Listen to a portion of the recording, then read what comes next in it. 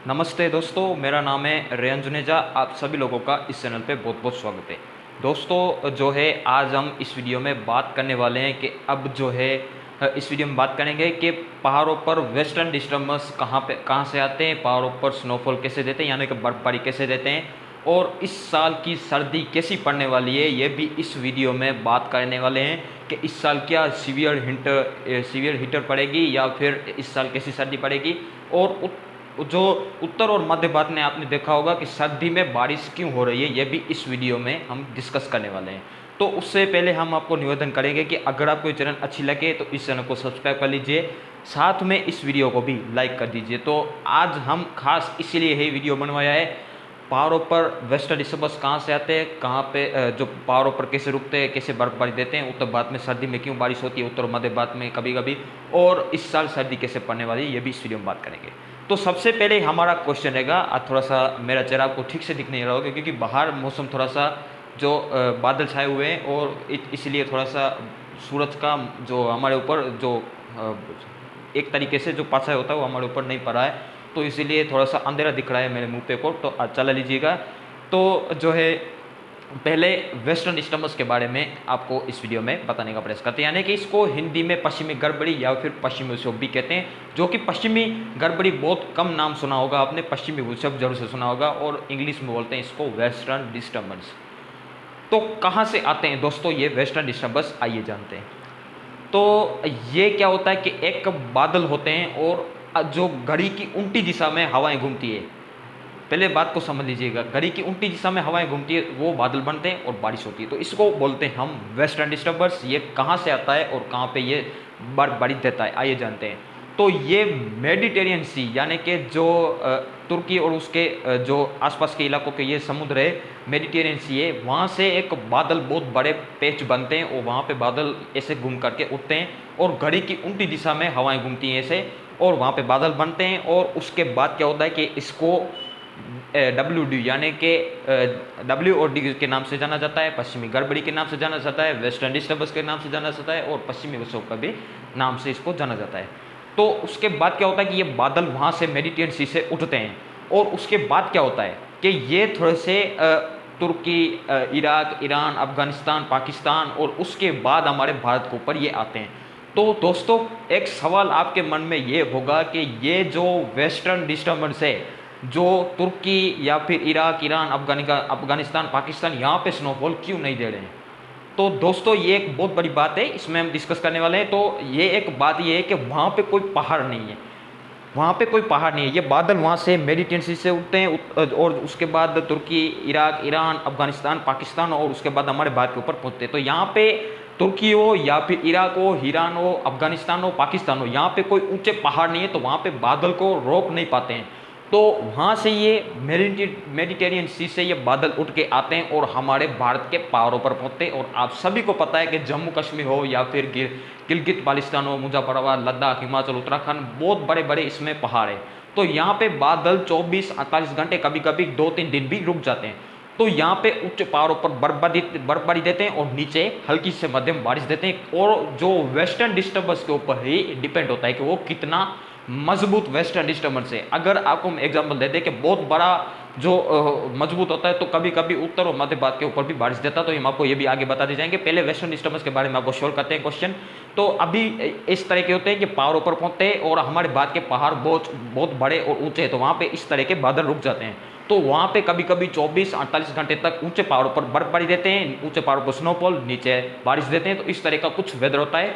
तो इन देशों में इसीलिए जो वेस्टर्न डिस्टर्बेंस नहीं रुकते हैं और वहाँ पे कोई बर्फबारी खास नहीं देते हैं, तो और बारिश नहीं देते क्योंकि वहाँ पे कोई ज़्यादा पहाड़ नहीं है, तो वहाँ से बादल सीधे हमारे भारत के पहाड़ों पर पहुँचते हैं। और हमारे जो कभी कभी क्या होता है कि एक साइक्लोनिक सर्कुलेशन कभी कभी नवंबर, दिसंबर, जनवरी में बनता है, जो पंजाब प्रांत या पंजाब हमारे भारत का या फिर उत्तरी राजस्थान के ऊपर बनता है, और वेस्टर्न डिस्टर्बेंस मजबूत होता है तो ये यहाँ पे बारिश देता है।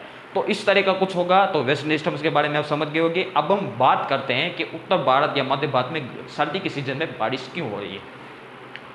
तो दोस्तों ये भी बहुत बड़ा क्वेश्चन है आपके लिए। तो जो है ये बहुत बड़ा क्वेश्चन है, ये भी हम आपको सोल्व करके बताएंगे, क्योंकि कभी कभी वेस्टर्न डिस्टर्बेंस बहुत ज़्यादा मजबूत होते हैं, उसके ऊपर डिपेंड रहता है। तो कभी कभी बहुत ज़्यादा मजबूत वेस्टर्न डिस्टर्बेंस, आपको पता है कि इसकी पीक इंटेंसिटी नवंबर, दिसंबर और जनवरी में होती है। तो नवंबर दिसंबर में जो भी वेस्टर्न डिस्टर्बेंस मजबूत या फिर बहुत बड़ा सशक्त वेस्टर्न डिस्टर्बेंस हमारे भारत के पहाड़ों पर बनता है, तो एक टर्फ रेखा या फिर एक चक्रवातियों का क्षेत्र पाकिस्तान के पंजाब प्रांत या फिर हमारे भारत का पंजाब और उत्तरी राजस्थान के ऊपर एक साइक्लोनिक सर्कुलेशन यानी कि चक्रवातियों का क्षेत्र बनता है। पूरा बात को समझ लीजिएगा।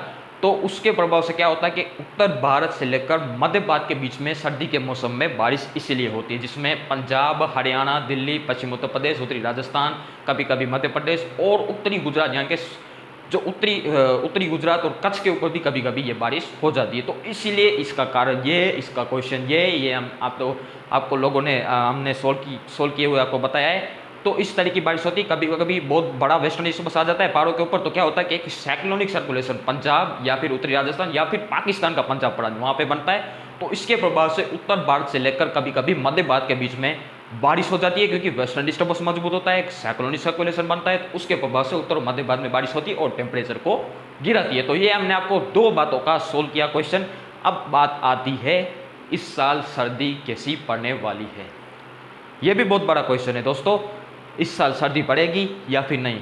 सर्दी तो वैसे पड़ती ही है हर साल, इस साल कैसी सर्दी पड़ने वाली है आइए जानते हैं। तो दोस्तों इस साल सर्दी के बारे में बताएं तो सीवियर विंटर बढ़ेगी या फिर ला नीना होगा। तो कई लोगों ने हमने पूछा है कि सर ला नीना होता है, हमारे भाई ने पूछा है कि भाई जब ला नीना होता है तब सर्दी ज़्यादा पड़ती है। तो दोस्तों ला नीना और सर्दी का इसको कोई मिलता जुलता रिश्ता नहीं है, ये दोनों अलग ही है। क्योंकि आपने देखा होगा कि 2020, 21, 22 3 साल लगातार ट्रिपल ला नीना था, फिर भी सर्दी इसके हिसाब से ही पड़ी, सीवियर विंटर नहीं पड़ी। तो ऐसा नहीं होता है दोस्तों। 2023 में पिछले साल देखा था हमने एल नीनो था, उसके बावजूद भी सर्दी बहुत ज़्यादा पड़ी। हालांकि दिसंबर से सर्दी शुरू हुई, बहुत लेट शुरू हुई, फिर भी आखिरकार आई और जो है कड़ाके की सर्दी पड़ी, उत्तर और मध्य भारत में लगातार टेम्परेचर को गिराई। तो इस तरह का इसका दोनों का संबंध कोई अलग नहीं होता है, ये अलग होता है इसका संबंध।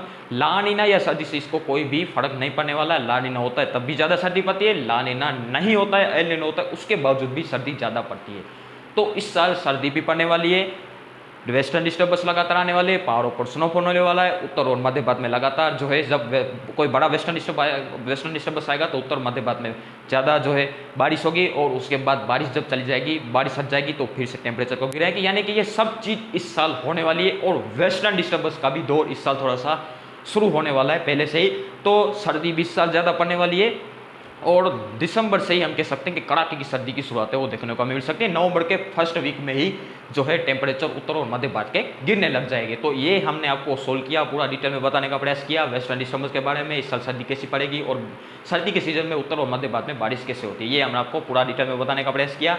और जो है इस साल जो है सर्दी ज़्यादा पड़ेगी, सीवियर विंटर पड़ने की संभावना कोई नहीं है, ऐसी अफवाह में नहीं जाइए, क्योंकि न्यूज़ वाले और सोशल मीडिया पर इस साल बहुत बड़ा क्राउजन चल रहा है और उसमें सब बताया जाए तो इस साल कड़ाके की सर्दी पड़ेगी, सीवियर विंटर पड़ेगी। सीवियर विंटर का मतलब है कि बहुत कड़ाके की सर्दी, कुछ सालों का रिकॉर्ड तोड़ सकती है ऐसी सर्दी, लेकिन ऐसा कुछ भी नहीं है।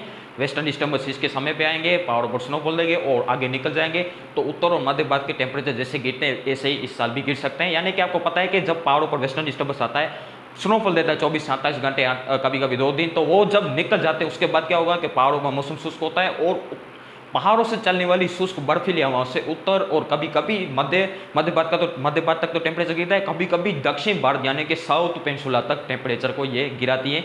और तो जो है इस साल भी लग रहा है कि उत्तर और मध्य भारत में कड़ाके की सर्दी है वो पड़ने वाली है, समय से थोड़ी सी जो है पहले सर्दी शुरू होने वाली है। तो इसके नेक्स्ट वीडियो में देश भर के मौसम पूरा में कवर करेंगे, पूरा देश भर में कैसे मौसम रहेगा इसके नेक्स्ट वीडियो में, और अरब सागर में बढ़ने वाला जो डिप्रेशन है उसके बारे में भी चर्चा करेंगे। तो इस वीडियो में फिलहाल इतना ही आपको पूरा डिटेल में बताने का प्रयास किया। धन्यवाद।